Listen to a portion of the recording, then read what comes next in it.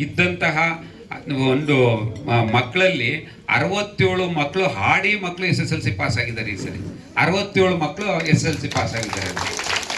ಭಾಳ ಖುಷಿ ಆಗುತ್ತೆ. ಮೊನ್ನೆ ಮಗ್ಗೆಗೆ ಹೋಗಿದ್ದಾಗ ಒಂದು ಮಗುನ SSLC ಪಾಸ್ ಆಗಿದೆ, PUC ಕಳಿಸಿಲ್ಲ. ಭಾಳ ಬೇಸರ ಆಯಿತು. ಒಂದು ಹೆಣ್ಣು ಮಗು, ಒಂದು ಗಂಡು ಮಗು, ಇಬ್ಬರು ಅಲ್ಲೇ ಮಕ್ಕಳನ್ನೇ ಕೇಳಿದ್ನೆ ಸ್ನೇಹಿತರು, SSLC ಪಾಸ್ ಆದವರೆಲ್ಲ ಗೊತ್ತಾ ನಿಮ್ಮೂರಲ್ಲಿ 100% ರಿಸಲ್ಟು ಅಂತೇಳಿ ಮಕ್ಳು ಹೇಳಿದ್ರು. ಎಲ್ಲ ಕಾಲೇಜ್ಗೆ ಹೋಗ್ತಾ ಇದ್ದೀರಾ ಅಂತಂದ್ರೆ, ಹೋಗ್ತಾ ಇದ್ದಾರೆ ಸರ್.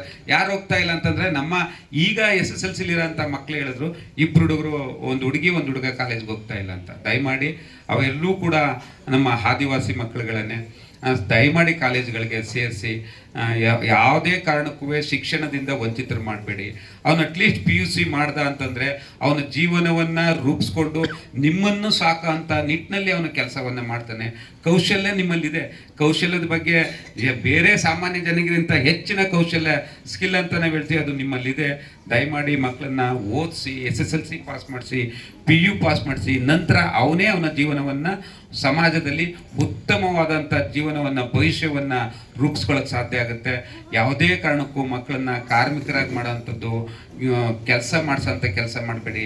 ಮಾದಕ ವಸ್ತುಗಳಿಗೆ ಯಾವುದೇ ಕಾರಣಕ್ಕೂ, ಬೇರೆ ರೀತಿಯಾದಂಥ ಮಾದಕ ವಸ್ತುಗಳಿಗೆ ಅಥವಾ ಬೀಡಿ ಸಿಗರೇಟ್ಸೇ ಅಂಥದ್ದು ಮತ್ತೊಂದಕ್ಕೆ ಯಾವುದೇ ಕಾರಣಕ್ಕೂ ವ್ಯಸನಿಯನ್ನಾಗಿ ಮಾಡಬೇಡಿ. ಮಕ್ಕಳನ್ನು ಚಿಕ್ಕ ವಯಸ್ಸಿನಲ್ಲೇ ವ್ಯಸನಿಯನ್ನಾಗಿ ಮಾಡಬೇಡಿ.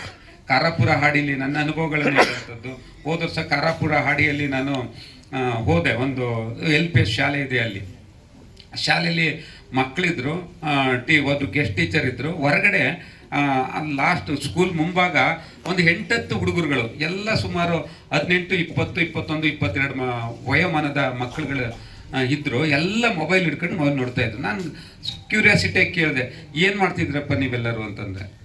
ಏನೇನು ಓದಿದ್ದೀರಿ ಅಂತಂದರೆ, ಸರ್ ನಾನು 6ನೇ ಕ್ಲಾಸಿಗೆ ಬಿಟ್ಬಿಟ್ಟೆ, 7ನೇ ಕ್ಲಾಸಿಗೆ ಬಿಟ್ಬಿಟ್ಟೆ, ನಂಗೆ ಓದಿಲ್ಲ ಸರ್ ಅಂತ. ಎಲ್ಲ ಓದದೇ ಇದ್ರೂ ಪ್ಯಾಂಟ್ ಹಾಕೊಂಡಿದ್ದಾರೆ, ಮಾಮೂಲಿ ಟೀ ಶರ್ಟ್ ಹಾಕೊಂಡಿದ್ದಾರೆ, ಎಲ್ಲ ಆರಾಮಾಗಿದ್ದಾರೆ. ಮತ್ತು ಏನು ಮಾಡ್ತೀರಿ ಜೀವನಕ್ಕೆ ಅಂತ ಕಾರ್ಯಪುರ ಹಾಡಿಯಲ್ಲಿ. ಸರ್ ಶುಂಠಿ ಕೆಲಸ ಬಂದರೆ ಹೋಗ್ತೀವಿ ಸರ್, ಇಲ್ಲ ಅಂತಂದರೆ ಹಂಗೆ ಇರ್ತೀವಿ. ಮತ್ತು ಜೀವನಕ್ಕೆ ಏನು ಮಾಡ್ತೀರಿ? ಏನೂ ಇಲ್ಲ ಸರ್. ತಿಂಗಳಲ್ಲಿ ಎಷ್ಟು ದಿನ ಕೂಲಿ ಕೆಲಸ ಸಿಗುತ್ತೆ? ಒಂದು 3-4 ಕೂಲಿನೇ ಕರೀತಾ ಇಲ್ಲ ಸರ್. 3-4 ಸಿಗ್ಬೋದು ಸರ್ ನಮಗೆ ಶುಂಠಿ ಕೆಲಸ. ಆ 3-4 ದಿನ ಕೂಲಿ ಮಾಡಿದಂಥದ್ರಲ್ಲಿ ಅವರು 1 ತಿಂಗಳ ಜೀವನ ಸಾಗಿಸ್ತಾ ಇದ್ದಾರೆ. ಅದಕ್ಕೆ ಕಾರಣ ಅವರು ಶಿಕ್ಷಣವನ್ನು ಪೂರೈಸಲಿಲ್ಲ, ಶಿಕ್ಷಣವನ್ನು ಪಡೀಲಿಲ್ಲ.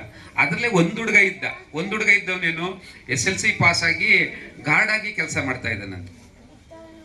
SSLC ಪಾಸಾಗಿ ಇಲ್ಲೇ ನಾವು ಗಾರ್ಡಾಗಿ ಕೆಲಸ ಮಾಡ್ತಾ ಇದ್ದೀನಿ ಸರ್ ಅಂತಂದ. ಅವನಿಗೂ ಇವ್ರಿಗೂ ಇರೋಂಥ ವ್ಯತ್ಯಾಸವನ್ನು ಅವರಲ್ಲೇ ತಿಳಿಸ್ದೆ.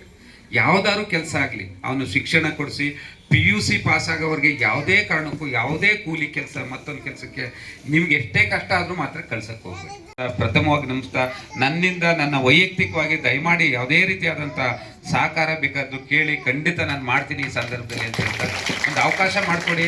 ಯಾವುದೋ ಸಣ್ಣದೋ ನನ್ನ ಕೈಯಲ್ಲಿ ಏನಾಗುತ್ತೆ ಆ ಸಹಾಯವನ್ನು ನಾನು ಈ ಮಕ್ಕಳುಗಳಿಗೆ, ನಿಮ್ಮ ಸಂಸ್ಥೆಗಳಿಗೆ ನಾನು ಮಾಡ್ತೀನಿ ಅಂತ ಅಧ್ಯಕ್ಷರು ಮತ್ತು ಸಂಸ್ಥೆಯವರು ಎಲ್ಲರಿಗೂ ಕೂಡ ಕೋರ್ತಾ, ಹಾಗೆ ಇವತ್ತು ನನ್ನನ್ನು ಕರೆದು ಒಂದು ಮನವರಿಕೆ ಮಾಡಿಕೊಟ್ಟಂತಹ HD ಕೋಟೆ ತಾಲೂಕಲ್ಲಿ ಉತ್ತಮವಾದಂಥ ಕೆಲಸ ಕಾರ್ಯಗಳು ನಡೀತಾ ಇದೆ ಅಂತ ಮಕ್ಕಳ ಮೂಲಕ ತೋರಿಸ್ಕೊಟ್ಟಂಥ ಪ್ರತಿಯೊಬ್ಬರಿಗೂ ಕೂಡ ನಮಿಸಿ ನಾನು ಮಾತು ಮುಗಿಸ್ತೇನೆ. Thank you very much. ಮಕ್ಕಳಿಗೆ